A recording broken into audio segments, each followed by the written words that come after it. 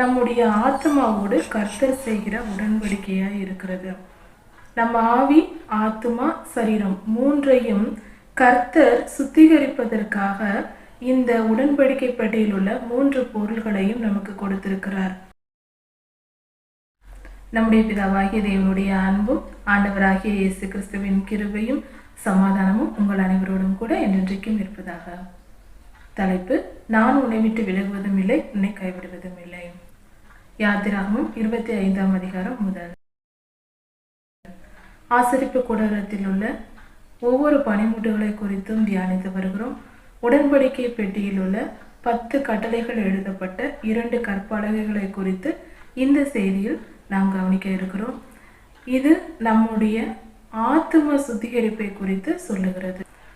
மண்ணா வைக்கப்பட்ட பொற்பாத்திரம் ஆண்டவராகிய இயேசு கிறிஸ்துவின் திரு சரீரமாகிய திருவிருந்தை பங்கு பெறுவதன் மூலமாகவும் வேத வசனங்களை தியானிப்பதன் மூலமாகவும் நம்முடைய சரீரம் சுத்திகரிக்கப்பட்டு இவ்வுலக ஆசீர்வாதங்களை நாம் பெற்று வாழ்வோம். ஆரோனின் துளிர்த்த கோல் என்பது பரிசுத்த ஆவியானவர் நமக்கு கொடுக்கப்படுவதும், அபிஷேகம் பெறுவதும், வரங்களை பெறுவதும், ஆவியின் கனிகளால் நாம் நிரப்பப்பட்டு இருப்பதும் நம்முடைய ஆவிக்குரிய பரிசுத்தத்தை குறிக்கிறது.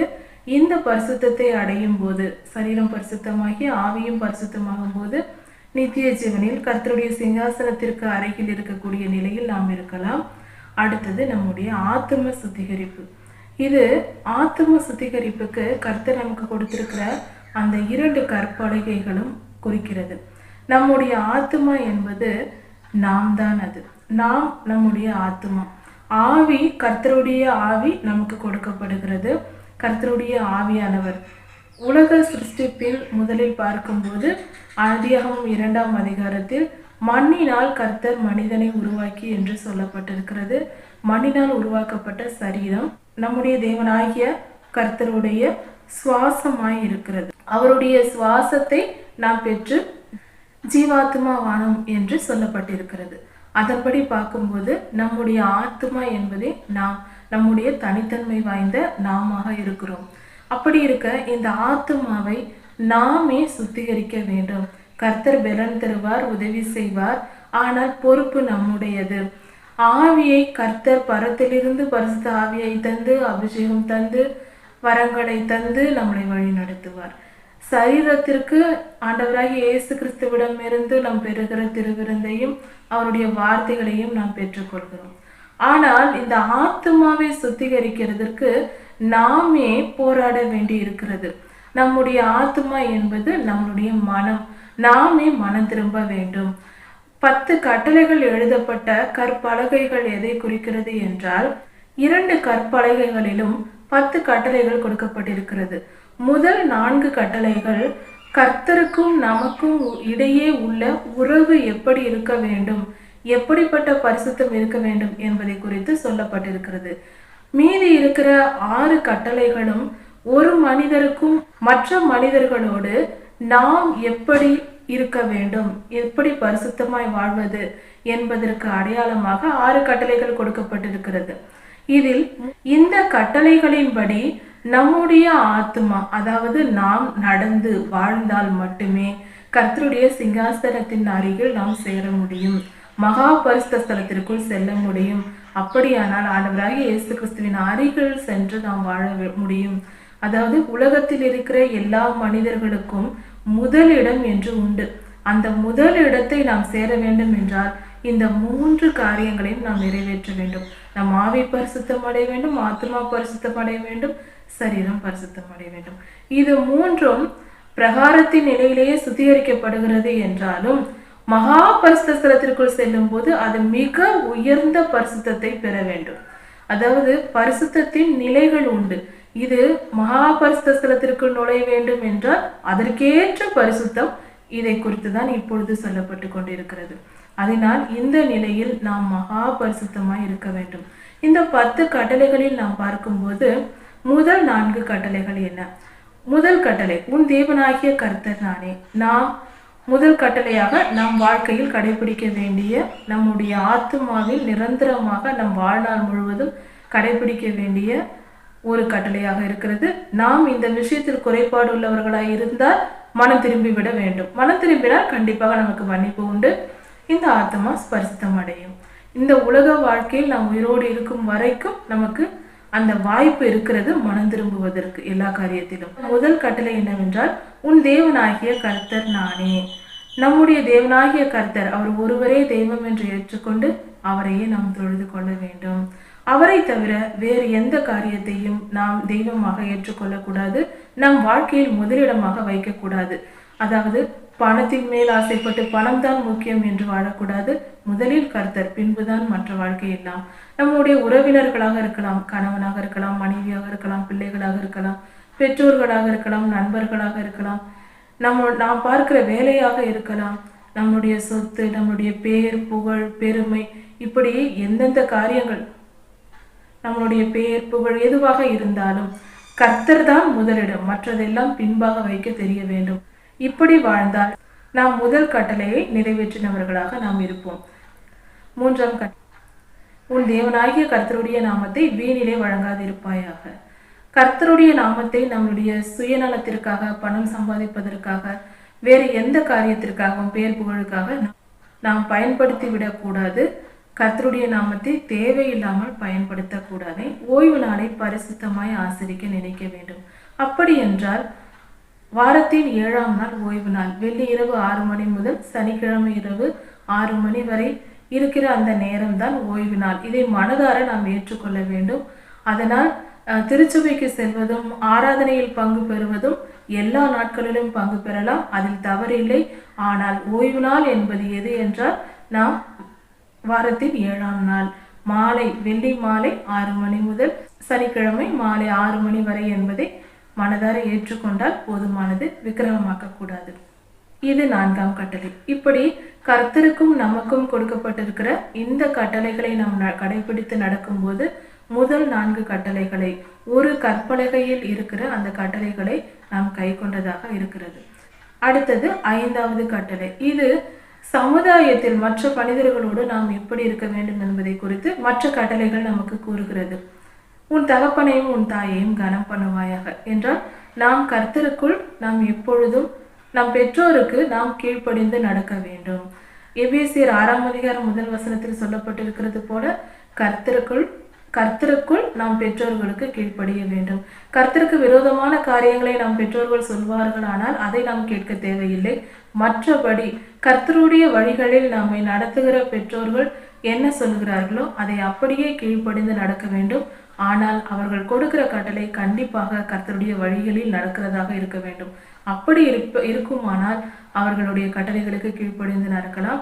ஆனால் எந்த நிலையில் இருந்தாலும் அவர்கள் கர்த்தரை ஏற்றுக்கொள்ளாதவர்களாக, கர்த்தருக்கு விரோதமானவர்களாக இருந்தாலும் அவர்களுக்கு கொடுக்கிற மரியாதையை நாம் கொடுக்க வேண்டும். பெற்றோர்களை தவறாக, இழிவாக பேசக்கூடாது, இழிவாக நினைக்கக்கூடாது, இழிவாக நடத்தக்கூடாது.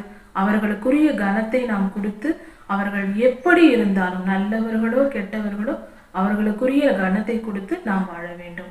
இதை பழக வேண்டும். இது 5வது கட்டளை. இதையும் நாம் நம்முடைய வாழ்க்கையில் கடைபிடிக்க வேண்டும். 6வது கட்டளை, கொலை செய்யாதிருப்பாயாக. எந்த ஒரு மனித உயிரை கொலை செய்வதுதான் இங்கு கொலை என்று சொல்லப்பட்டிருக்கிறது. உயிர்களை கொன்று, ஆடு, கோழி இவைகளை கொன்று சாப்பிடுவது தவறல்ல. மனித உயிரை கொலை செய்வதே இந்த கொலை என்று சொல்லப்படுகிறது. எந்த ஒரு மனிதனையும் கொலை செய்யக்கூடாது. நம் வயிற்றில் வளர்கிற குழந்தையை கொல்லக்கூடாது. அது தவறல்ல என்று நினைக்கக்கூடாது. உயிர் தான். சிறு குழந்தையாய் இருந்தாலும், சிசுவாய் இருந்தாலும், கருவாய் இருந்தாலும் ஒரு உயிர் தான். அதனால் அதுவும் பாவமாகிறது.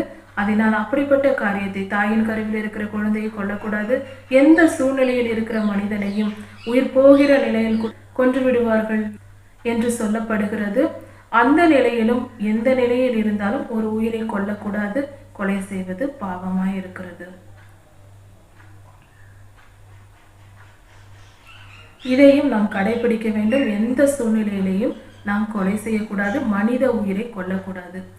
அதற்கு அடுத்தது, திருடக்கூடாது. அடுத்தவர் பொருளை திருடக்கூடாது. பிறர் பொருளை அவர்களுக்கு தெரியாமல் எடுத்துக்கொள்வது, எடுத்து வைத்துக் கொள்வது, மறைத்துக் கொள்வது இது தவறாக இருக்கிறது. இதை நாம் செய்யக்கூடாது. கர்த்தருக்கு கொடுக்க வேண்டிய காணிக்கைகளையும், முதற்பலன் காணிக்கையையும், தசம பாகத்தையும் கொடுக்காமல் இருக்கக்கூடாது. அதுவும் திருடுதான். மல்கிய 3ஆம் அதிகாரத்தில் சொல்லப்பட்டிருக்கிறது, கர்த்தரை நாம் வஞ்சிக்க கூடாது. காணிக்கைகளிலும் தசம பாகங்களிலும் வஞ்சிக்காமல் உண்மையாய் நேர்மையாய் நாம் செலுத்த வேண்டும். அதே போல மற்ற மனிதர்களிடத்திலும் நாம் எதையும் அடுத்தவர் பிறர் பொருளுக்கு ஆசைப்பட்டு ஏமாற்றி அவர்களுடைய பொருளை அபகரித்து கொள்ளக்கூடாது. அதுவும் பாவமாக இருக்கிறது. கண்டிப்பாக அதை செய்யக்கூடாது. திருடு எந்த விதத்திலும் ஏற்படக்கூடாது. பரிசுத்தமாய் வாழ வேண்டும். நமக்குரிய பொருளை மட்டுமே நாம் அனுபவிக்க நினைக்க வேண்டும். அதுதான் பரிசுத்தமான வாழ்க்கை. விபச்சாரம் செய்யாதிருப்பாயாக. கணவன் மனைவி என்ற கற்பு நெறி தவறாத வாழ்க்கை வாழ வேண்டும். திருமணத்திற்கு முன்போ பின்போ எந்த சூழ்நிலையிலையும் இந்த கற்பு நெறி தவறாத வாழ்க்கை வாழ வேண்டும். அதை மீறி நடக்கிற எல்லா காரியங்களும் விபச்சார பாவமாக இருக்கிறது. அந்த பாவத்தை செய்யக்கூடாது. இந்த பாவத்தை செய்கிறவர்களும் எரிகிற நரகாக்கினைக்கு செல்வார்கள் என்று வெளிப்படுத்தல் 21ஆம் அதிகாரம் 8ஆம் வசனத்தில் சொல்லப்பட்டிருக்கிறது. அதனால் இந்த விபச்சார பாவத்தை செய்யக்கூடாது. அதை புரிந்து கொண்டு கற்பு நெறி தவறாத வாழ்க்கை வாழ வேண்டும். இதுவும் ஒரு உடன்படிக்கையாக இருக்கிறது. இதை கடைபிடித்து நம் வாழ்க்கையில் வாழ வேண்டும். அதற்கு அடுத்தது பொய் சாட்சி சொல்லக்கூடாது. பிறருக்கு விரோதமாக எந்த காரியத்திலும் பொய் சாட்சி சொல்லக்கூடாது. ஒருவர் தவறு செய்யாதிருக்க அவர்கள் மேல் குற்றம் சுமத்துவதோ, ஒருவர் தவறு செய்திருக்க அதை மறைத்து வேறொருவர் மேல் பழி போடுவதோ, இப்படிப்பட்ட காரியங்களை செய்யக்கூடாது. பொய் சாட்சி பிறருக்கு விரோதமாக எப்பொழுதும் சொல்லக்கூடாது. இந்த பாவத்தையும் செய்யக்கூடாது. இதை செய்தாலும் நாம் கர்த்தருடைய ராஜ்யத்திற்குள் பிரவேசிக்க முடியாது. இதையும் கடைபிடித்து வாழ வேண்டும் பரிசுத்தமாக. பிறருக்கு விரோதமாக பொய் சாட்சி சொல்லவே கூடாது. அதற்கு அடுத்தது இச்சையாதிருப்பாயாக. இச்சை பாவம். அடுத்தவர் பொருள் மேல் நாம் ஆசைப்படுவது. ஆசை வேறு, இச்சை வேறு. ஆசை என்பது நமக்குரிய பொருள் மேல் நாம் விருப்பம் கொள்வது ஆசை. இச்சை என்பது நமக்கு உரிமை இல்லாதது, நமக்கு தகுதி இல்லாத பொருள் மேல் ஆசைப்படுவது. பிறருடைய மனைவியாவது, பிறருடைய வீட்டையாவது, பிறருடைய கார், சொத்துகள் போன்ற பிறருக்கு உண்டான யாதொன்றை குறித்தும் நாம் ஆசைப்படக்கூடாது. நமக்கு உரிமை இல்லாத ஆசைதான் இச்சையாகிறது. நமக்கு தகுதி இல்லாத, நம் தகுதிக்கு மேற்பட்ட ஆசை இச்சையாகிறது. இப்படிப்பட்ட இச்சைக்கு நாம் இடம் கொடுக்க கூடாது. அதனால் இச்சை கர்ப்பம் தரித்து பாவத்தை பிறப்பிக்கும், பாவம் மரணத்தை பிறப்பிக்கும் என்று வேதம் சொல்லுகிறது. அதனால் இச்சை என்பது கூடாது. அதை நாம் நம் இருதயத்தில் நாம் மனதில் பதித்து வைத்து எந்த சூழ்நிலையிலும் இச்சை இல்லாதபடிக்கு நம்மை காத்து கொள்ள வேண்டும். இந்த பரிசுத்தத்தை நாம் பெற்றிருக்க வேண்டும். இப்படி இந்த 10 கட்டளைகளையும் நம் வாழ்க்கையில் கடைபிடித்து நாம் வாழ வேண்டும். அப்படி செய்யும் போது நாம் நம்முடைய ஆத்தும சுத்திகரிப்பை பெற்றுக்கொள்கிறோம். மன்னா வைக்கப்பட்ட பொற்பாத்திரம், ஆரோனின் துளிர்த்த கோல், 10 கட்டளைகள் அடங்கிய 2 கற்பனைகள், இவைகள் உடன்படிக்கை பெட்டியில் இருக்கின்றன. இந்த காரியங்கள் 3ஐயும் நாம் நிறைவேற்றி கர்த்தரிட்ட இந்த விஷயங்களை எல்லாம் நாம் கடைபிடித்து வாழும்போது கர்த்தருக்கு பிரியமான ஒரு வாழ்க்கையை நாம் வாழ்கிறோம். இவைகளே கர்த்தர் நமக்கும் மனிதனுக்கும் கர்த்தருக்கும் உள்ள உடன்படிக்கை ஆகிறது. இந்த உடன்படிக்கையை நிறைவேற்றி பூரணமாய் முழுமையாய் நம் வாழ்நாளில் நிறைவேற்றி முடித்திருந்தோமானால் சிங்காசனத்தின் அருகில் சேர நாம் பாத்திரவான்களாக மாறுவோம். அப்படிப்பட்ட பரிசுத்தத்தை நாம் பெற்றுக்கொள்வோம். இதை கர்த்தரின் துணை கொண்டே இந்த காரியங்களை நாம் செய்வோம். நம் தனிப்பட்ட நம்முடைய முயற்சியினாலும் நம்முடைய பலத்தினாலும் இவைகளை செய்ய முடியாது. மனதால் விரும்பி நாம் ஜெபித்து கேட்கும்போது இங்கு கொடுக்கப்பட்டிருக்கிற அத்தனை கட்டளைகளையும் நம்மால் நிறைவேற்ற முடியும். இந்த பரிசுத்தமான வாழ்க்கையை நாம் பெற்றுக்கொள்ள முடியும். கண்டிப்பாக நம்மால் செய்யக்கூடிய ஒரு காரியமே. நாம் மனதார விரும்பி நாம் அதற்கு முயற்சி செய்யும் போது தேவனிடத்திலிருந்து பரலோகத்திலிருந்து நமக்கு பலன் கொடுக்கப்படும். அந்த பலனை பெற்றுக்கொண்டு நாம் கடைபிடித்து வாழ்ந்து விடலாம். பரிசுத்தமாய் வாழ்வது கண்டிப்பாக முடியக்கூடிய காரியமே. கண்டிப்பாக எல்லா மனிதராலும் செய்யக்கூடிய காரியமே. கர்த்தரிடத்தில் கேட்டு பெறும்போது பலனற்ற நமக்கும் பலன் கொடுக்கப்படுகிறது. கர்த்தருடைய வல்லமை எவருக்கும் பலன் கொடுக்க வல்லமை உடையது. அவருடைய வல்லமையை நாம் நம்புவோம்.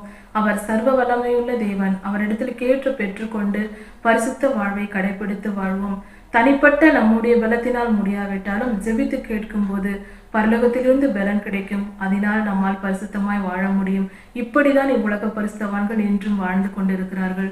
அதை புரிந்து கொண்டு அப்படியே கீழ்ப்படிந்து நடப்போம். உடன்படிக்கை பெட்டி மகா பரிசுத்த ஸ்தலத்தில் வைக்கப்பட்டிருந்தது. பெட்டியின் அளவு 5 அடி நீளம் உள்ளதாகவும் 3 அடி அகலமும் 3 அடி உயரமும் உள்ளதாக இருந்தது. சீத்திம் மரத்தினால் செய்யப்பட்டது. இந்த சீத்திம் மரம் என்பது மென்மையான ஒரு மரமாக இருக்கிறது. இந்த மரம் எந்த இடத்தில் ஆசரிப்பு கூடாரத்தில் பயன்படுத்தப்பட்டிருக்கிறது என்று சொல்லப்பட்டிருக்கிறதோ அந்த இடம் எல்லாம் அது எல்லாம் ஆண்டவராகிய இயேசு கிறிஸ்துவை, ஆட்டுக்குட்டியானவரை குறிக்கிறது. அவர் நமக்காக பலியிட வந்தார். அவருடைய மென்மை, அவருடைய அன்பு அதை குறிக்கிறது. மண்ணா வைக்கப்பட்ட மேஜையும் தூப பீடமும் உடன்படிக்கை பெட்டியும் இவைகளால் செய்யப்படுகிறது சீத்திம் மரத்தினால். அந்த மரத்தினால் செய்யப்பட்டு அதன் மேல் பொன்னை தகடாக செய்து அதன் மேல் அந்த மரத்தின் மேல் அந்த தகடை அடிக்கப்படுகிறது. இப்படியாக அது முழுவதும் எல்லா பக்கங்களிலும் தங்கத்தால் மூடப்பட்ட ஒரு பெட்டியாக இருக்கிறது. அந்த பெட்டியில்தான் ஆரோனின் துளிர்த்த கோலும் மன்னா வைக்கப்பட்ட பொற்பாத்திரமும் 10 கட்டளைகள் அடங்கிய 2 கற்பலகைகளும் வைக்கப்பட்டிருந்தது. சரி, இந்த காரியங்கள் நம்முடைய தனிப்பட்ட ஒரு மனித வாழ்க்கைக்கு சம்பந்தப்பட்டதா இருக்கிறது. நம்மளுடைய வாழ்க்கையில் அந்த சீத்திம் மரத்தினால் செய்யப்பட்ட உள்புறம் இருக்கிற அந்த மரப்பகுதி நம்முடைய சுபாவமாக இருக்கிறது. அந்த மரம் மென்மையானது, அது மென்மை தன்மையை குறிக்கிறதாக இருக்கிறது. அதே போல நம்முடைய இருதயமும் கர்த்தருக்கு பிரியமானதாக 5ஆம் அதிகாரத்தில் சொல்லப்பட்டிருக்கிறது போல, ஆவியில் எளிமையுள்ளவர்கள் பாக்கியவான்கள், பரலோக ராஜ்யம் அப்படிப்பட்டவர்கள் உடையது என்று. இப்படியாக நம்முடைய ஆவியில் நாம் எளிமையானவர்களாக இருக்க வேண்டும், சுலபமானவர்களாக நாம் இருக்க வேண்டும். யாரும் நம்மிடத்தில் வந்து பேசுவதற்கும் நாம் அவர்களிடத்தில் அன்பாக பேசுகிறவர்களாக, பழகுகிறவர்களாக, சாந்த குணம் உள்ளவர்களாக நாம் இருக்க வேண்டும். ஆவியில் எளிமை உள்ளவர்களாக இருக்க வேண்டும். ஒரு காரியத்தை ஒருவர் சொன்னால் கூட அதை நம்புகிற குணம் வேண்டும். எதை சொன்னாலும் நம்ப மாட்டேன் என்று எப்பொழுதும் ஒரு விதமான டென்ஷனாக இருக்கக்கூடிய மனிதர்களாக இல்லாமல் ஆவியில் எளிமையோடு இருக்க வேண்டும். புத்திசாலித்தனமாக இருக்க வேண்டும் தான், ஆனால் ஆவியில் எளிமை வேண்டும். நான் பெரியவன் என்கிற எண்ணம், சுயநலமான எண்ணம் இவைகள் இருக்கக்கூடாது. அந்த சீத்திம் மரத்தை போல அது ஆட்டுக்குட்டியானவரை குறிக்கிறது. நமது ஆண்டவராகிய இயேசு கிறிஸ்து உலகத்தில் வாழும்போது அவர் எப்படியெல்லாம் நடந்து கொண்டார், என்ன உபதேசித்தாரோ அதையெல்லாம் கடைபிடிக்க வேண்டும். அவர் என்ன வாழ்ந்து காட்டினாரோ அதையெல்லாம் நாம் கடைபிடித்து வாழ வேண்டும். பிறருக்கு உதவி செய்கிறவராக அவர் இருந்தார். பணமில்லாதவர்களுக்கு பண உதவி செய்தார். நோயோடு இருந்தவர்களுக்கு குணமாக்கினார். பிசாசு பிடித்தவர்களை விடுதலை ஆக்கினார். தம்மை நோக்கி பரியாசம் செய்தவர்கள், தமக்கு கெடுதல் செய்தவர்களை கூட சிலுவையில் தன் ஜீவன் போய்கொண்டிருக்கிறது என்ற நிலையில் அவர் தொங்கிக் கொண்டு இருக்கும் போது கூட அவரை துன்புறுத்தின அந்த போர் வீரர்களை பார்த்து, ரோம போர் சேவர்களை பார்த்து, பிதாவே இவர்களை மன்னியும், இவர்கள் தாங்கள் செய்கிறது இன்னதென்று அறியாதிருக்கிறார்களே என்று அவர்களுக்காக மன்னிப்பு கேட்டார். அவர் மன்னித்தார். அதனால்தான் பிதாவினிடத்தில் மன்னிப்பு கேட்கிறார். அவர்களுக்காக மன்னியும் சுவாமி, அவர்களை மன்னித்து விடுங்கள், அவரை தண்டித்து விடாதிரும். இது எப்படிப்பட்ட ஒரு நல்ல குணமாக இருக்கிறது. இந்த சீத்திம் மரத்தின் குணம் அதுதான். அப்படி நாம் வாழ வேண்டும். ஆட்டுக்குட்டியானவரை போல, இந்த சீத்திம் மரத்தை போல நாம் மென்மையானவர்களாக, எளியவர்களாக இருக்க வேண்டும். எப்பொழுதும் ஒரு கடினத்தன்மை இருக்கக்கூடாது. நம்மிடத்தில் யாரும் பேசுவதற்கு நெருங்கியவர்களிடம் நம்மால் பேசவே முடியாது என்ற நிலையில் இருக்கக்கூடாது. நம்மை குறித்து ஒருவர் பயப்படுகிறார்கள் என்றால் அது அவர்கள் கர்த்தருடைய பிள்ளைகள் வேதத்தின்படி நடக்கிற யாருமே நம்மை குறித்து பயப்படக்கூடாது. நம்மிடத்தில் சுலபமாக அவர்கள் அணுகி எதையும் பேசத்தக்கவர்களாக, எதையும் கேட்கக்கூடியவர்களாக, நாம் சுலபமானவர்களாக, எளியவர்களாக, எளிமையுள்ளவர்களாக, இருதயத்தில் எளிமை இருக்க வேண்டும். நம்மிடத்தில் எவ்வளவு சொத்து இருக்கலாம், பணம் இருக்கலாம், பதவி இருக்கலாம், ஆனால் நம்முடைய மனதில் நாம் சிறியவர் என்கிற எண்ணம் இருக்க வேண்டும்.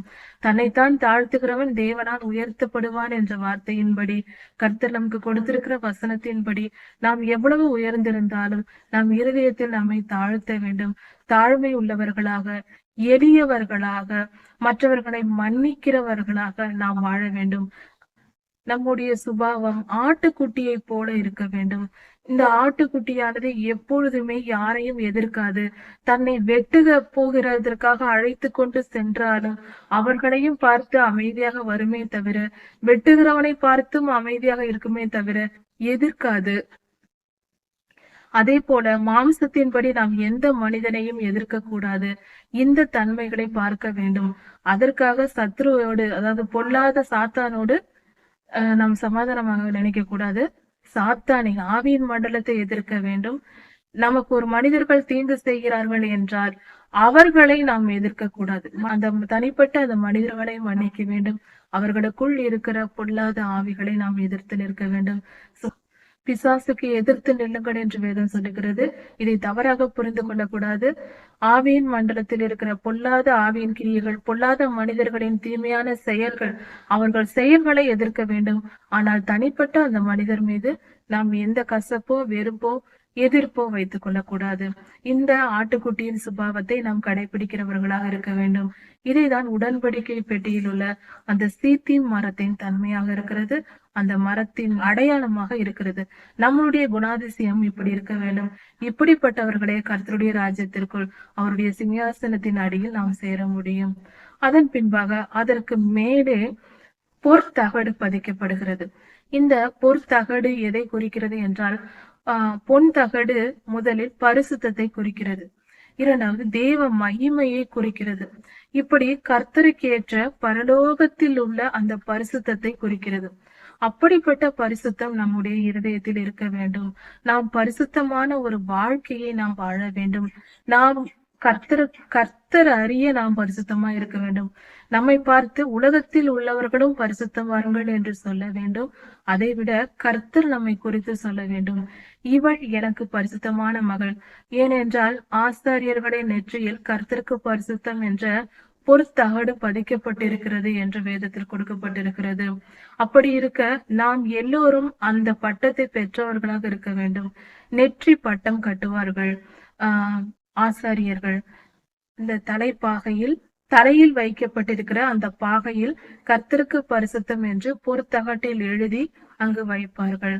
அது போல நாமும் கர்த்தருக்கு பரிசுத்தமாய் இருக்க வேண்டும். கர்த்தர் நம்மை பார்த்து அப்படி சொல்ல வேண்டும், இந்த மகன் எனக்கு பரிசுத்தமானவன், பரிசுத்தமான என் மகள் என்று சொல்ல வேண்டும்.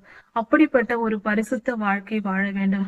முதலில் நம் இருதயத்தில் அந்த பரிசுத்தம் வரும்போது பின்பு அது நம் வாழ்க்கையில் பிரதிபலிக்கும். நம்மளுடைய இருதயம் சுத்தமாக இருக்க வேண்டும், பரிசுத்தமாக இருக்க வேண்டும். அதற்கு இருக்கிற ஒரே வழி நாம் கர்த்தருக்கு காத்திருத்தல் தான். கர்த்தருக்கு காத்திருத்தல் என்றால் என்ன? எப்பொழுதும் நம் மனதில் கர்த்தரை குறித்து நினைவுகள் இருக்க வேண்டும். அதாவது சுலபமாக சொல்ல வேண்டும் என்றால், குழந்தைகள் எப்பொழுதும் தாயை நினைத்து கொண்டே இருக்கும். அவைகள் விளையாடி கொண்டிருக்கும், என்ன வேண்டுமானாலும் வேலை செய்யும். ஆனால் எப்பொழுதும் தன் மனதில், ஒரு 2 வயது குழந்தையை எடுத்துக்கொள்வோம், எங்கிருந்தாலும் என்ன செய்து கொண்டிருந்தாலும் அவ்வப்போது திரும்பி பார்க்கும், தன் தாய் தன்னோடு இருக்கிறாளா இல்லையா என்று பார்த்து கொண்டே இருக்கும் அந்த குழந்தைகள். அது போல நாம் எப்பொழுதோடு இணைக்கப்பட்டிருக்க வேண்டும். எப்பொழுதும் நாம் நம்முடைய நினைவில் அவர் இருக்க வேண்டும். நாம் இந்த உலகத்தில் தான் இருக்கிறோம், வேலை பார்க்க வேண்டும், வீட்டின் காரியங்கள் செய்ய வேண்டும், குடும்பத்தின் காரியங்களை பார்க்க வேண்டும், எல்லாவற்றையும் செய்ய வேண்டும். ஒன்றிலும் குறை வைக்க கூடாது. அது கர்த்தருக்கு பிடிக்காது. நிறைவாய் பரிபூர்ணமாய் கர்த்தர் நமக்கு கொடுத்திருக்கிற வேலையை நாம் செய்ய வேண்டும். வேலை ஸ்தலங்களில் நீதி நேர்மையாய் உத்தமத்தோடு காலம் தவறாமல் சரியாக வேலை செய்ய வேண்டும். வீட்டிலும் அப்படிப்பட்ட குடும்ப காரியங்களிலும் நிறைவாக எல்லோருக்கும் செய்ய வேண்டிய கடமைகளை குறைவில்லாமல் செய்ய வேண்டும். ஆனால் நம்முடைய நினைவுகளில் நம்மளுடைய எல்லா காரியத்திலும் கர்த்தரை நினைத்து வேலை செய்ய வேண்டும். நம்மளுடைய ஒரு சமைக்கிற காரியங்கள் செய்து கொண்டிருந்தாலும் கூட அதிக நேரத்தை அதில் வீணடிக்காமல் குறைந்த நேரத்தில் சுலபமாக செய்கிற எளிமையான உணவுகளை செய்து சாப்பிட்டு விட்டு அந்த நேரத்தை மற்ற காரியங்களுக்கு, கர்த்தருக்கு ஊழியம் செய்வதற்கும், நம் வேதம் வாசிப்பதற்கும், ஜெபிப்பதற்கும், நம் குடும்பத்தாரை அன்பு கூர்ந்து அவர்களிடத்தில் நாம் கர்த்தருடைய வார்த்தைகளை போதிப்பதற்கும், நம் பிள்ளைகளை கர்த்தருடைய வழிகளில் நடத்துவதற்கும் பயன்படுத்த வேண்டும். எப்பொழுதும் சமைப்பதும் சாப்பிடுவதும் அதை சுத்தம் செய்வதும் என்று நம் நாட்களை, நம் நேரத்தை வீணடிக்க கூடாது. சீரான குறைந்த நேரத்தை பயன்படுத்தி சமைத்து சாப்பிட வேண்டும். வீட்டில் காரியங்களுக்கு, வீட்டு வேலைகளுக்கு குறிப்பிட்ட நேரத்தை ஒதுக்கி கொண்டு அதை மட்டும் கடைபிடிக்க வேண்டும். அதிக நேரத்தை சமைப்பதற்கும் சாப்பிடுவதற்கும் சுத்தம் செய்வதற்கும் பயன்படுத்தி கொண்டு நம் வாழ்நாளை வீணடிக்க கூடாது. அவைகள் எல்லாமே அந்தந்த நாளுக்குரியது மட்டுமே. அதற்காக அதிகமாக சமையலறையே வேலை என்று வாழ்க்கையை ஓட்டக்கூடாது. இது ஒரு காரியம். இரண்டாவது, நாம் வேலை பார்க்கிறவர்களாக இருந்தாலும், வேலையில் சென்று நாம் அலுவலகத்தில் வேலை பார்த்தாலும் அதிலும் உண்மையாக நேர்மையாக நேரம் தவறாமல் சரியாக செய்துவிட்டு அதையே வாழ்க்கையாக என்று நினைத்துக் கொள்ளாமல் உபவாசத்திற்கும் ஜெபத்திற்கும் நாம் நேரத்தை ஒதுக்கி செய்ய வேண்டும். சில தேவைப்படும் போது பணத்தை பார்க்காமல் லீவ் எடுத்துக்கொண்டு, விடுமுறை எடுத்துக்கொண்டு நாம் உபவாசிக்க வேண்டும், ஜெபிக்க வேண்டும். மாதத்தில் 1 நாள் 2 நாளாவது செய்ய வேண்டும். வாரத்தில் 1 நாள் செய்வது மிகவும் நல்லது. கர்த்தரை ஆராதிக்க வேண்டும். கர்த்தருக்காக நம் நேரத்தை அதிகமாய் செலவழிக்க வேண்டும். அது கர்த்தருக்காக செலவழிப்பதல்ல, கர்த்தருடைய சமூகத்தில் நாம் சேர்ந்து நம்மை சுத்திகரிப்பதற்காக, நாம் நித்தியத்திற்கு போவதற்காக. அந்த நாட்கள் நமக்காக தான் பயன்படுகிறது. கர்த்தருக்காக நாம் என்றும் எதுவும் செய்ய முடியாது. நம்மை சுத்திகரிப்பதற்காகவும், நம்முடைய வாழ்க்கை நன்றாக இருப்பதற்காகவும், நாம் நித்தியத்திற்குள் செல்வதற்காகவும் தான் இந்த நாட்களை நாம் பயன்படுத்துகிறோம். அதனால் கர்த்தர் நம்மிடத்தில் எதையும் எதிர்பார்ப்பதில்லை. அவர் எதிர்பார்ப்பது நம்முடைய அன்பு மட்டும்தான். அவருடைய எண்ணம் நம்மை மீட்டு கொள்ளும்படியாக தான். நாம் தான் உலகத்தின் மீது நேசித்து ஓடிக்கொண்டிருக்கிறோம். உலகத்தின் மீது மனதை வைக்காமல், உலகத்தில் வாழலாம், தவறில்லை. உலகத்தின் மேல் மனம் வைக்க கூடாது. கர்த்தர் மேல் மனதை வைத்து விடலாம். உலகத்தின் மேல் நாம் இருக்கலாம், தவறில்லை. உலகத்தில் தான் நாம் எல்லோரும் வாழ்ந்தாக வேண்டும், நம் காலம் முடியும் வரை. ஆனால் நம் இருதயத்தையோ கர்த்தரிடத்துக்கு கொடுத்து விட வேண்டும். நம் மனம் அதில் அவரோடு இருக்க வேண்டும். அவரையே நினைக்க வேண்டும், அவரை விரும்ப வேண்டும், அவரை நேசிக்க வேண்டும், அவரோடு இணைந்த வாழ்க்கையே வாழ வேண்டும். இப்படி இருக்கும்போது அது பரிசுத்தமான வாழ்க்கையாக இருக்கும். உடன்படிக்கை பெட்டியின் மேலுள்ள அந்த பொன் தகடு இதை குறிக்கிறது. இது மகா பரிசுத்த ஸ்தலத்தில் வைக்கப்பட்டிருக்கிறது. இப்படி அந்த உடன்படிக்கை பெட்டி எப்படி மகா பரிசுத்த ஸ்தலத்தில் இருக்கிறதோ, அது போல இப்படிப்பட்ட தன்மைகளோடு வாழ்ந்த நாமும், அப்படி நாம் வாழும்போது, நித்தியத்திற்குள் செல்லும் போது, கர்த்தருடைய ராஜ்யத்திற்குள் போகும்போது, இவ்வுலக வாழ்க்கை முடித்து நாம் கர்த்தரிடத்தில் போகும்போது அவருடைய சிங்காசனத்தின் அருகில் நாம் இருப்போம். அவருடைய சிங்காசனத்தின் மேலேயே இருப்போம் என்று, அவர் அருகில் நாம் அமருவோம் என்று வேதம் சொல்லுகிறது. வெளிப்படுத்தல் 3ஆம் அதிகாரத்தில் கொடுக்கப்பட்டிருக்கிறது. அவருடைய சிங்காசனத்தில் நாம் உட்காருவோம் என்று. அப்படி இருக்க மேன்மையான காரியங்கள் பல உண்டு. அப்படி இருக்க உடன்படிக்கை பெட்டிக்குள் இருக்கிற அந்த 3 பொருள்களும் ஆவி, ஆத்துமா, சரீரத்தை குறிக்கிறது. இந்த 4 தன்மைகளையும் நாம் பெற்றுக்கொண்டால் கர்த்தருடைய ராஜ்யத்தில் சென்று அவருடைய சிங்காசனத்தில் நாம் அமர்ந்து வாழலாம். மேன்மையான காரியங்களை நாம் பெற்றுக்கொள்ளலாம். இவ்வுலக வாழ்க்கை கொஞ்ச நாள், கொஞ்ச நேரம் போல. கண்ணிமைத்து கண் மூடி கண் திறக்கும் காலத்தில் காலம் ஓடிவிடும். இவ்வுலக வாழ்க்கை கொஞ்சம் தான், 60-70 வருடங்கள் மட்டுமே. மிஞ்சி போனால் 80 வருடம், அதற்கு மேல் இல்லை. அப்படிப்பட்ட குறுகிய காலத்தில் வாழ்கிற இன்பத்தை காட்டிலும் இந்த உலக வாழ்க்கையின் இச்சைகளை துறந்து நான் விட்டு அவை வேண்டாம் என்று உதறிவிட்டு நித்திய ஜீவனுக்கு ஏதுவான பரிசுத்தமான வாழ்க்கை வாழ்ந்து நிரந்தர சந்தோஷத்தை பெற்றுக்கொள்வோம். இவ்வுலக வாழ்க்கையின் இன்பங்கள் ஒரு நொடி போல. கர்த்தருடைய ராஜ்யத்தில் வாழ்வது என்பது 1000 வருடங்களாக வாழ்வது போல. இந்த ஒரு நொடி அற்பமான பொய்யான இன்பத்தை வெறுத்து விட்டு நிரந்தரமான, நித்தியமான, உண்மையான, பரிசுத்தமான மகா பெரிய இன்பத்தை பெற்றுக்கொள்ள நாம் முயற்சி செய்வோம். நாம் தெளிவடைவோம். கர்த்தருடைய ராஜ்யத்திற்குள் பிரவேசிக்க நம்மை தகுதிப்படுத்திக் கொள்வோம். இந்த வேத பகுதியில் மோசே ஐயா கட்டின ஆசரிப்பு கூடாரத்தை குறித்து நாம் தியானித்து வருகிறோம். அங்கிருக்கிற ஒவ்வொரு பனிமுட்டுகளை குறித்தும் தியானித்து கொண்டிருக்கிறோம். கடந்த செய்தியில் உடன்படிக்கை பெட்டியை குறித்து நாம் தியானித்தோம்.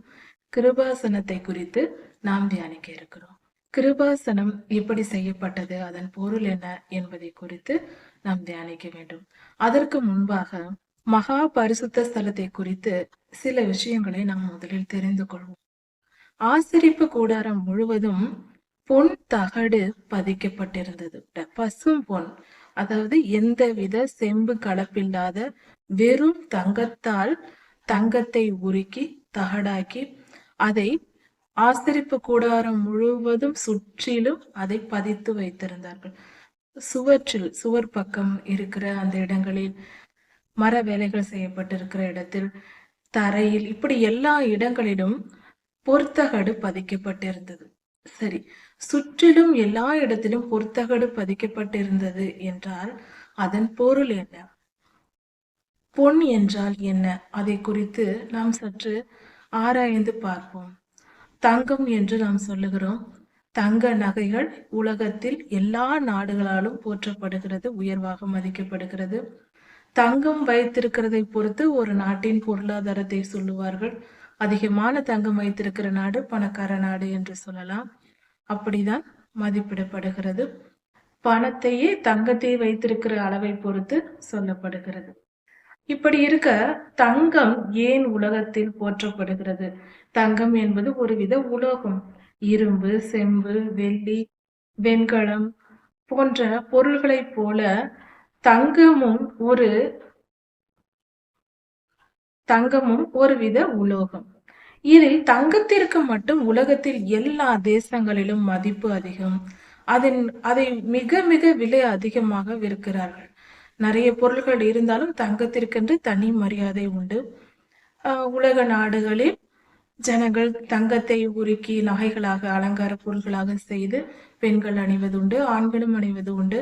தங்கத்திற்கு ஏன் இவ்வளவு மேன்மை என்று பார்க்கும்போது, தங்கத்தின் மேன்மை என்ன என்பதை அந்த காலத்தில் புரிந்து கொள்ள முடியாவிட்டாலும் இந்த காலத்தில் மிக தெளிவாக புரிந்து கொள்ளலாம். அதன் மேன்மை என்ன, ஏன் இவ்வளவாய் கொண்டாடப்படுகிறது என்பதற்கு ஒரு அடிப்படையான ஒரு காரணம் என்னவென்றால் பரிசுத்தம். தங்கத்தின் பரிசுத்தம் தான் காரணம். சரி, தங்கம் என்ன அவ்வளவு பரிசுத்தமானதா என்றால், இன்றைய விஞ்ஞானத்தில், கெமிஸ்ட்ரியில் நாம் பார்க்கும்போது தங்கத்தின் நற்குணங்களை பார்க்கும்போது, ஒவ்வொரு உலோகங்கள், தனிமங்கள் ஒவ்வொன்றையும் அதன் நற்குணங்களை ஆராய்ந்து பார்க்கும்போது தங்கத்திற்கென்று ஒரு தனித்தன்மை உண்டு. மற்ற உலோகங்களாக இருந்தாலும் மற்ற தனிமங்கள் எல்லாமே ஒன்றோடு ஒன்று வினை புரிகிறதா இருக்கிறது. அதாவது அது காற்றோடோ, அது ஆக்சிஜனோடோ, ஹைட்ரஜனோடு, மற்ற தனிமங்களோடு வினை புரிகிற தன்மை உண்டு. ஆனால் தங்கம் எந்த பொருளோடும் வினை புரியாது. அப்படி என்றால் எதோடும் கலக்காது என்று சொல்வதை காட்டிலும் ஒன்றோடொன்று ஒன்று சேராது. அதாவது ஹைட்ரஜனும் ஆக்சிஜனையும் சேர்த்தால் தண்ணீர் கிடைக்கும். அதே போல கார்பனையும் ஆக்சிஜனையும் சேர்த்தால் carbon di oxide, carbon monoxide, carbon di oxide என்ற பொருள்கள் கிடைக்கும். அதே போல தங்கத்திற்கு ஒரு குறி சொல்வார்கள், Ag என்று. அந்த தங்கம் எந்த பொருளோடு சேர்த்தாலும் வினை புரிந்து இன்னொரு பொருளை கொடுக்காது. அது தனித்தன்மை வாய்ந்ததாக அப்படியே தான் இருக்கும். எவ்வளவு வெப்பத்தை போட்டாலும், அதிகமாய் அக்னியில் போட்டாலும் அது உருகி ஓடுமே தவிர மற்றதோடு சேர்ந்து வினை புரியாது. என்ன செய்தாலும் அதை மாற்ற முடியாது. தங்க நகை செய்வதற்கு கூட ராஜ திராவகம் ஒன்றை வைத்துதான் அதை கரைக்கிறார்கள். அவ்வளவுதான், கரைப்பதே கடினம். கரைப்பதற்கே ராஜ திராவகம் என்று ஒரு திராவகத்தை உற்பத்தி பண்ணி செய்வார்கள். ராஜ திராவகம் என்பது ஹைட்ரோகுளோரிக் ஆசிடும் சல்பியூரிக் ஆசிடும் இரண்டும் இணைந்த ஒரு பொருளாக இருக்கிறது. அந்த திராவகத்தில் மட்டும்தான் இந்த தங்கம் கரையும், மற்றபடி கரையாது. இது தங்கத்தின் தனித்தன்மையான குணம். எந்த பொருளோடும் ஏன் இது வினை புரிவதில்லை? அதன் தன்மை அப்படி. கர்த்தர் அதற்கு கொடுத்திருக்கிற தனித்தன்மை அப்படி. அது கரைந்து போகாது. அது மற்ற பொருளோடு வினை புரியாது. இவ்வுலகத்தில் வேதத்திற்கும் விஞ்ஞானத்திற்கும் நெருங்கிய தொடர்பு உண்டு. நெருங்கிய தொடர்பு என்று சொல்வதை விட இரண்டும் ஒன்றுதான் என்று சொல்ல முடியும். அதில் சிலவற்றை சரியாக புரிந்து கொள்கிறோம், சிலவற்றை தவறாக புரிந்து கொள்கிறோம். இது இரண்டும் வேறு அல்ல, இரண்டும் ஒன்றுதான். விஞ்ஞானத்தை சரியாக புரிந்து கொண்டால், சரியான விஞ்ஞானத்தை நாம் அறிந்து கொண்டால் சுலபமாக வேதமும் புரியும். வேதத்தை புரிந்து கொண்டால் விஞ்ஞானத்தையும் அறிந்து கொள்ளலாம். இன்னும் சொல்ல போனால் விஞ்ஞானிகள், பெரிய விஞ்ஞானிகள் எல்லோரும் வேதத்தின்படி ஆராய்ந்தால் சுலபமாக பல காரியங்களை கற்றுக்கொள்ளலாம், பெற்று தரலாம். தங்கம் ஏதோடும் வினை புரியாது என்று நாம் பார்த்தோம். அதனால்தான் நாம் நகைகளாக செய்து பயன்படுத்துகிறோம். பல தலைமுறைகளாக எங்கள் வீட்டில் இருக்கிறது என்றெல்லாம் நாம் சொல்லுவோம். இதற்கு காரணம் அது அழியாது, மறையாது, கரைந்து போகாது. பாருங்கள், கர்த்தரும் ஆசரிப்பு கூடாரத்தை தங்கத்தால் மூட சொன்னார். தங்க தகடு பதிக்க வேண்டும் என்று சொன்னார். இன்னொரு காரியம், இன்று சேட்டலைட் அனுப்பும் போது பிற கோள்களுக்கு சேட்டலைட் அனுப்பும் போது, சேட்டலைட் என்றாலே அதன் அந்த சேட்டலைட்டின் மேற்பகுதி தங்க தகடை மூடிதான் அனுப்புகிறார்கள். இன்றும் விஞ்ஞானத்தில் அதை தான் செய்கிறார்கள். இன்றும் விஞ்ஞானிகள் அதை தான் செய்கிறார்கள். சேட்டலைட்டை அந்த சேட்டலைட் முழுவதும் அந்த தங்க தகடால் மூடி அனுப்பும் போது சேட்டலைட்டுக்கு பாதுகாப்பாக இருக்கிறது. இப்படியாக ஆசரிப்பு கூடாரம் முழுவதும் பொற்தகடு பதிக்கப்பட்டது. உடன்படிக்கை பெட்டியும் பொன் தகடால் செய்யப்பட்டது. கேருபீன்கள் பொன் தகடு, கிருபாசனம் பொன் தகடால் செய்யப்பட்டது. பொதுவாக பூமியில் பொன் என்று வேதத்தில் நமக்கு கொடுக்கப்பட்டிருக்கிறது. ஆவிக்குரிய அர்த்தம் கர்த்தருடைய மகிமையை குறிக்கிறது. இப்பொழுது நாம் ஒரு காரியத்தை புரிந்து கொள்ள வேண்டும். இந்த தங்கத்தை இந்த இடங்களில் பயன்படுத்துவதற்கு கர்த்தர் பயன்படுத்த சொன்னதற்கு காரணம் என்ன என்றால், தங்கம் வேறொரு பொருளோடு வினை புரியாது என்பது மட்டுமல்ல, இது ஆவிக்குரிய அர்த்தமாக ஆசரிப்பு கூடாரம் என்றது பரலோகத்தில் உள்ள தேவாலயத்தின் மாதிரி. இன்றைக்கு புதிய ஏற்பாட்டில் நமக்கு கொடுக்கப்பட்டிருக்கிறது, நீங்களே கர்த்தருடைய ஆலயம் என்று.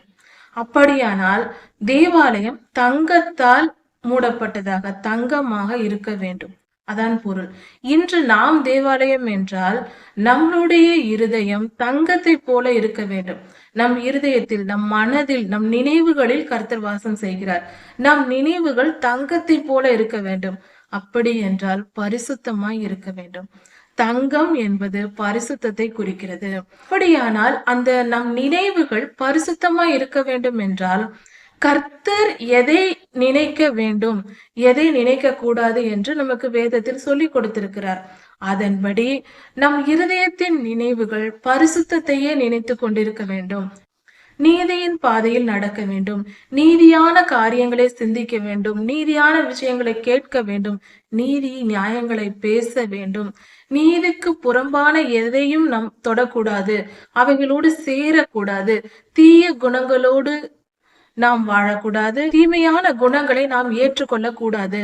தங்கம் எப்படி மற்றொரு பொருளோடு சேராதபடிக்கு அது தனித்திருக்கிறதோ, அது தன் பளபளப்பை, தன்னுடைய குணத்தை மாற்றி கொள்ளாமல் அதன் குணத்தை அப்படியே வைத்திருக்கிறதோ, அதே போல கர்த்தருடைய இரத்தத்தால் கழுவப்பட்ட நாம் பரிசுத்தமாய் இருக்க வேண்டும்.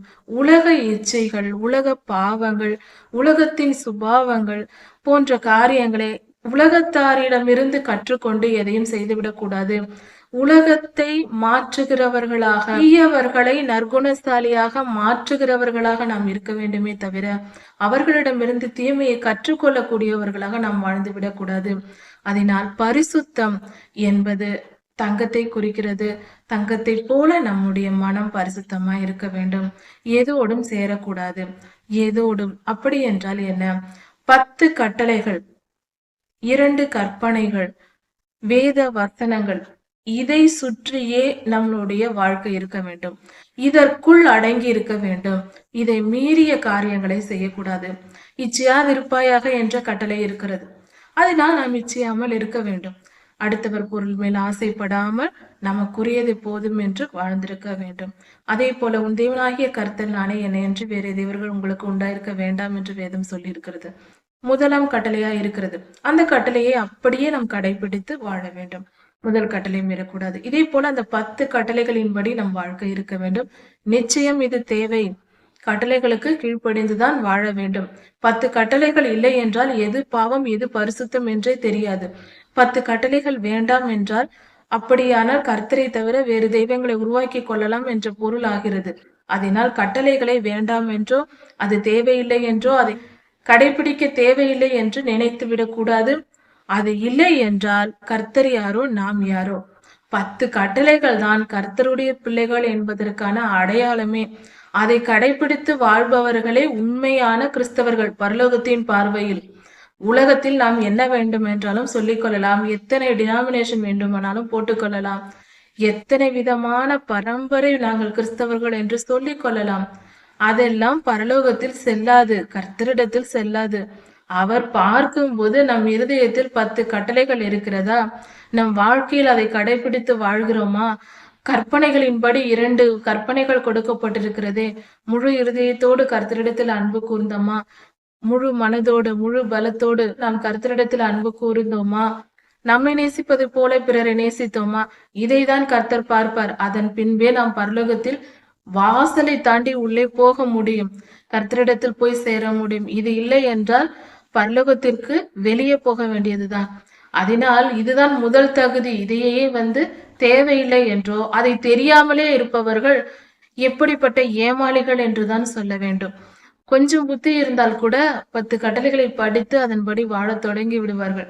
உண்மையிலேயே தங்கள் ஜீவனையே இழந்து போய் கொண்டிருக்கிற ஏமாளிகள் தான் 10 கட்டளைகளை அறியாதவர்களும் படிக்காதவர்களும் அதன்படி நடக்காதவர்களும் முழுமையான ஏமாற்றப்படுகிறார்கள்.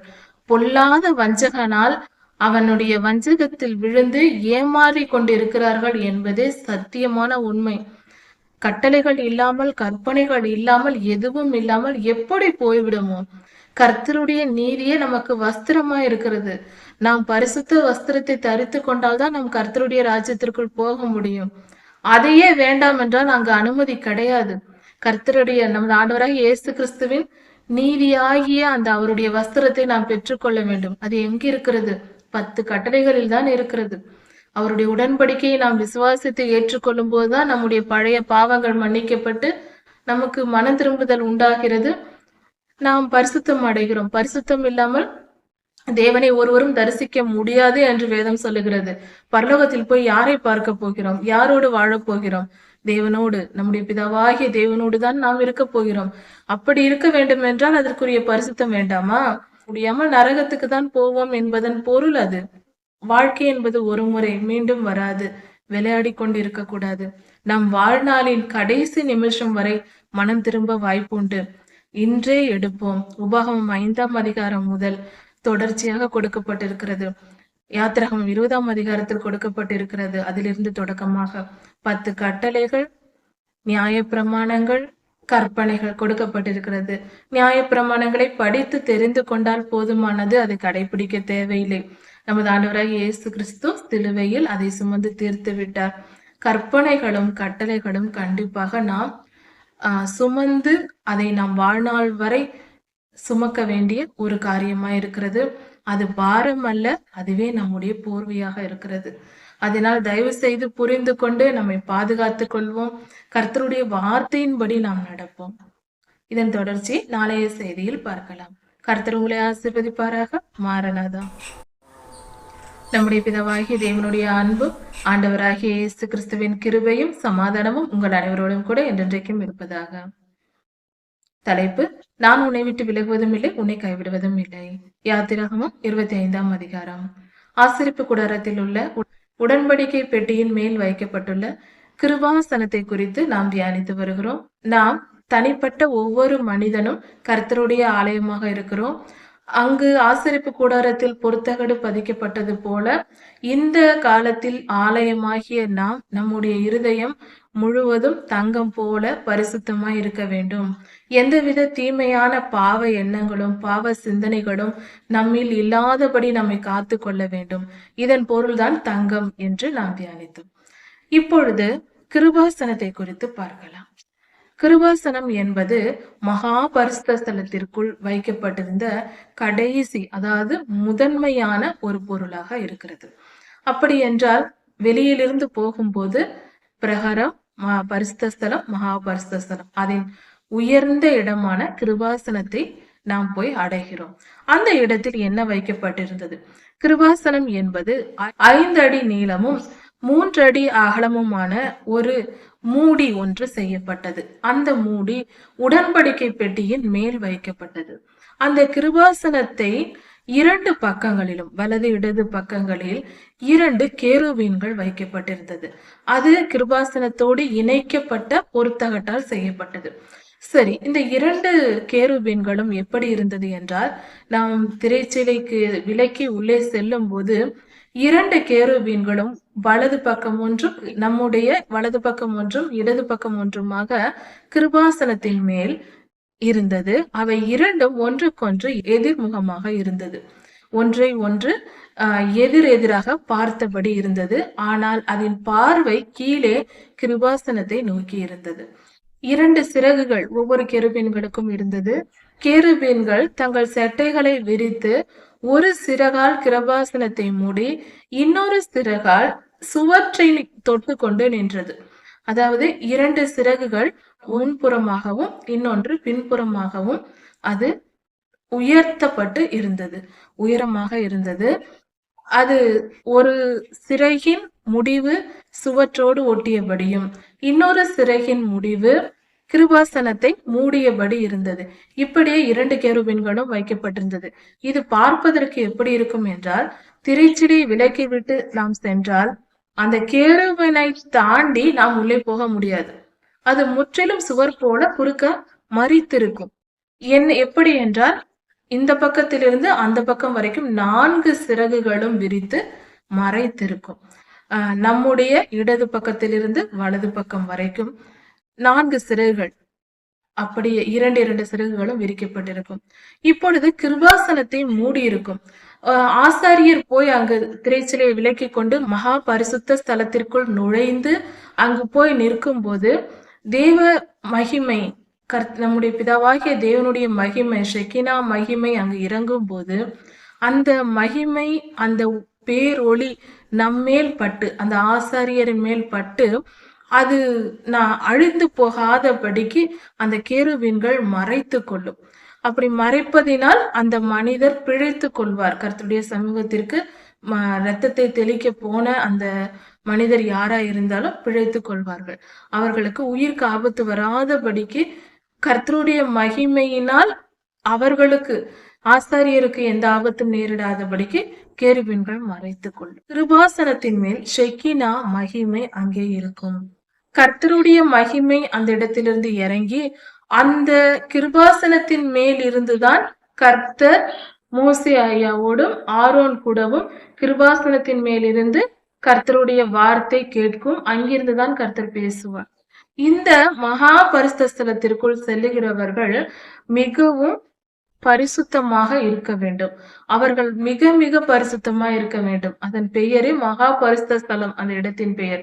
அப்படி இருக்க இவர்கள் பரிசுத்தம் இல்லாமல் அங்கு சென்றால் கர்த்தருடைய மகிமை நிமித்தம் அவர்கள் அழிக்கப்பட்டு அங்கேயே மரணம் அடைந்து விடுவார்கள். இது ஆரம்பத்தில் ஆசரிப்பு கூடாரம் கட்டிய போது இப்படி 2 பேர் மரித்தார்கள். அப்படியும் நடந்தது. ஆரோனின் குமாரர்களான நாதாபும் அபியூவும் இப்படியாக மோசேயாவுக்கு கீழ்ப்படியாமல் மீறி போய் அவர்கள் செல்லும் போது, மகாபரிசுத்த ஸ்தலத்திற்குள் நுழைய நினைக்கும் போது இப்படி நடந்து அவர்கள் அங்கேயே மரித்தார்கள். அதன் பின்பு செல்லுகிற ஆசாரியர்கள் எல்லாரும் தங்கள் இடையில் கயிறுகளை கட்டி கொண்டுதான் மகாபரிசுத்த ஸ்தலத்திற்குள் செல்லுவார்கள்.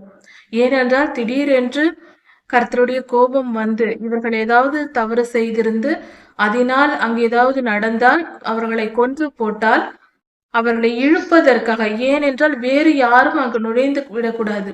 அபிஷேகம் பண்ணப்பட்டவர்கள் தவிர மகாபரிசுத்த ஸ்தலத்திற்குள் யாரும் நுழைந்து விடக்கூடாது. அதற்காக அப்படி அவர்களை இறந்தவர்களை எடுப்பதற்கு யாராவது போய் தானே ஆக வேண்டும். அதற்காக தான், போகாமல் இருப்பதற்காக கயிறை கட்டி கொண்டுதான் ஆசிரியர்கள் உள்ளே போவார்கள். இறந்து விட்டால் உயிரை கையில் பிடித்து கொண்டு பயத்தோடும் நடுக்கத்தோடும் தான் அங்கு பிரவேசிப்பார்கள். உயிர் போய்விட்டால் அந்த கொஞ்ச நேரம் அவர்கள் சத்தம் வெளியே கேட்கவில்லை என்றால் கயிறை பிடித்து இழுத்து வெளியே கொண்டு வந்து விடுவார்கள். இறந்து கிடப்பார்கள் அந்த மாதிரி மனிதர்கள். அதனால்தான் ஆசாரியர்கள் மிக மிக பரிசுத்தமாக கர்த்தருக்கு பயந்து நடந்து கொள்ள வேண்டும், நிதானமாக. இது அந்த காலத்தில் அப்படி ஏற்படுத்தப்பட்டது. ஆனால் இன்றைய நிலையில் கர்த்தருடைய ஊழியக்காரர்கள் இதே மனநிலையில் இருந்தால் இந்த பூமி எப்பொழுதோ கர்த்தருடைய வருகைக்கு ஆயத்தமாய் இருந்திருக்கும். ஊழியக்காரர்கள் எல்லோரும் கர்த்தருக்கு பயப்படுகிற பயத்தோடு வாழ வேண்டும். இன்றும் சில திருச்சபைகளில் இடுப்பில் அந்த கயிறை கட்டுகிற பழக்கம் போதகர்களுக்கு உண்டு. ஒரு கயிறை கட்டி இருப்பார்கள். அதன் பொருள் இதுதான், அப்படியானால் கர்த்தருக்கு பயப்படுகிற பயம் தேவை. அதை உணர்ந்து அவர்கள் தங்கள் இடை கயிறை கட்டியிருந்தால் மிகவும் பலனுள்ளதாக இருக்கும். ஆசரிப்பு கூடாரம் கட்டப்பட்டதின் நோக்கம் என்ன என்று பார்க்கும்போது, கர்த்தர் மனிதனை சந்திப்பதற்காக, மனிதனோடு பேசுவதற்காக, மனிதர்களுக்கு ஆலோசனை தருவதற்காக, அவர் இறங்கி வந்து பேசுவதற்கான ஒரு ஸ்தலமாக ஆண்டவர் ஏற்படுத்த செய்தார். இது எவ்வளவு பெரிய பாக்கியம்! இந்த பாக்கியத்தை 2000 வருடமாக இந்த பூமி இழந்திருக்கிறது. ஆண்டவராகிய இயேசு கிறிஸ்து உயிர்த்தெழுந்த பின்பு அப்பொழுது இருந்த தேவாலயம் இடிக்கப்பட்டது. இப்பொழுது 1900 வருடங்களுக்கு மேலாக இந்த பூமியில் கர்த்தருக்கென்ற தேவாலயம் இல்லை. இது மிகவும் வேதனைப்படக்கூடிய, தாலி இல்லாத பெண் எப்படி மனைவியாக முடியும்? திருமணமே செய்து கொள்ளாத ஒரு பெண்ணை எப்படி மனைவி என்று யார் சொல்ல முடியும்? அப்படிதான் இதன் பொருளும். 10 கட்டளைகள் இல்லாத வாழ்க்கை கர்த்தருக்கும் நமக்கும் சம்பந்தம் இல்லாத வாழ்க்கை. உடன்படிக்கை பெட்டியில் 10 கட்டளைகள் இருந்தது. அன்றும் இருந்தது, இன்றும் இருக்கிறது, என்றும் இருக்கும், பரலோகத்திலும் இருக்கிறது. அப்படி இருக்க கட்டளைகளை கை கொள்ளாமல், அதை வாசிக்காமல், அதன்படி நடக்காமல் நாம் கிறிஸ்தவர்களே அல்ல. 10 கட்டளைகளை ஏற்றுக்கொள்ளாவிட்டால் கிறிஸ்தவர்கள் அல்ல என்பதே உண்மை. உண்மையான கர்த்தருடைய பிள்ளைகள் என்றால் இந்த 10 கட்டளைகளின்படி நடக்க வேண்டும். அதற்குரிய பரிசுத்தத்தை நாம் பெற்றிருந்தால் நமக்கு அது கிடைக்கும், அந்த பாக்கியம் கிடைக்கும். அப்படி நாமே கர்த்தருடைய ஆலயம் என்று சொன்னால் ஒத்துக்கொள்கிறோம். நம் ஆவி, ஆத்மா, சரீரம் பரிசுத்தமா இருக்க வேண்டும். பரிசுத்தமாக நாம் எந்தவித பாவம் செயலாலும் மனதாலும் செய்யாமல் இருக்க வேண்டும். இதுதான் பரிசுத்தமான ஒரு மனிதன், பரிசுத்தவான் என்று சொல்லலாம். அப்படி இருக்கிற ஒவ்வொரு இருதயத்திலும் கர்த்தர் வந்து வாசம் செய்வார். நாம் மன பரிசுத்தமானவர்களாக நாம் இருக்க வேண்டும். இதை நாம் ஒத்துக்கொள்வோம். ஆனால் அப்படியே கவனிப்போம், இங்க ஆசரிப்பு கூடாரம் கர்த்தர் வந்து வாசம் செய்து ஜனங்களோடு பேசுகிற ஒரு இடமாக இருக்கிறது. அந்த இடத்தில் பிரதானமான ஒரு பொருள் என்னவென்றால் உடன்படிக்கை பெட்டி. நம்முடைய பிதாவாகிய தேவன் தம்முடைய விரல்களால் எழுதின 10 கட்டளைகள் இருந்தது. குத்துவிளக்கு பரிசுத்த ஆவியானவருக்கு அடையாளமாக இருக்கிறது. வருத்தத்தோடு சொல்ல வேண்டிய காரியமா இருக்கிறது.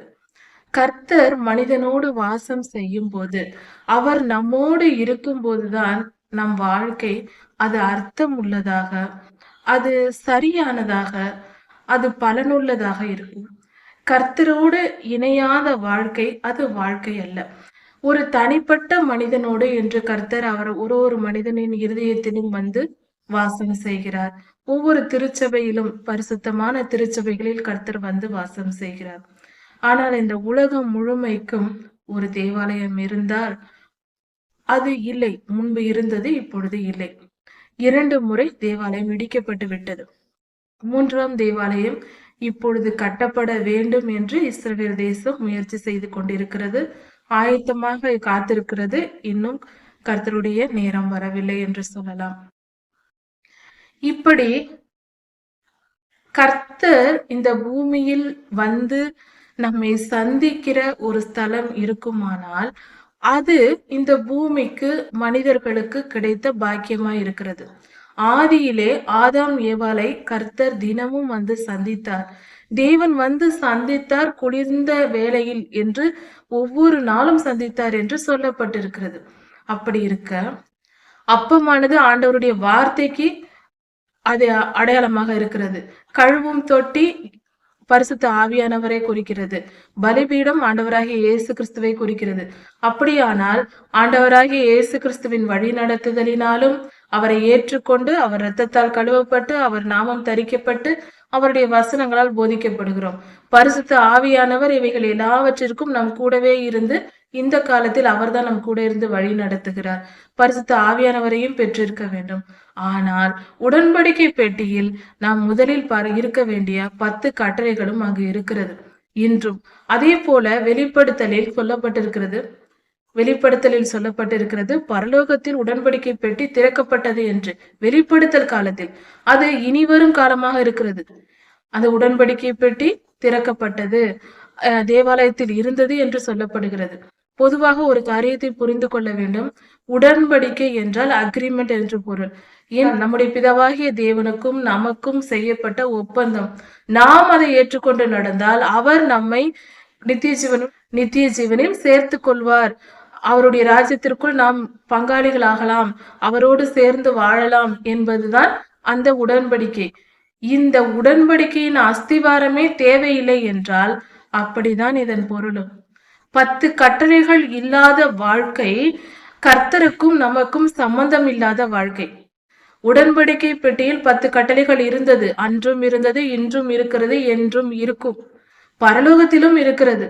அப்படி இருக்க கட்டளைகளை கை கொள்ளாமல், அதை வாசிக்காமல், அதன்படி நடக்காமல் நாம் கிறிஸ்தவர்களே அல்ல.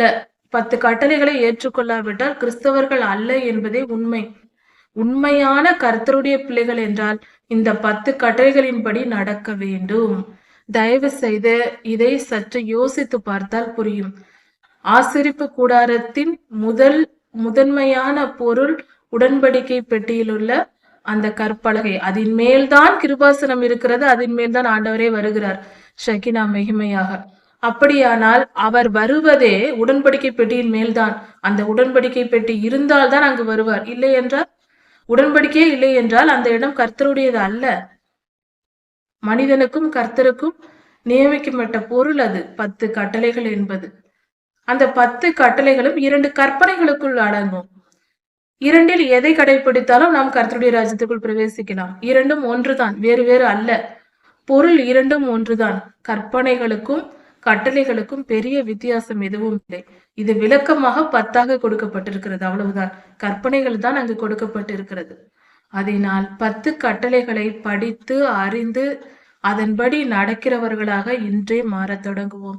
இன்றே வேதத்தை எடுத்து யாத்திராகமம் 20ஆம் அதிகாரம், உபாகமம் 5ஆம் அதிகாரத்தில் 10 கட்டளைகள் கொடுக்கப்பட்டிருக்கிறது.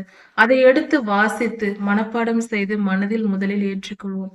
பின்பு ஆதியாகமம் முதல் வெளிப்படுத்தல் வரை தொடர்ந்து படிப்போம்.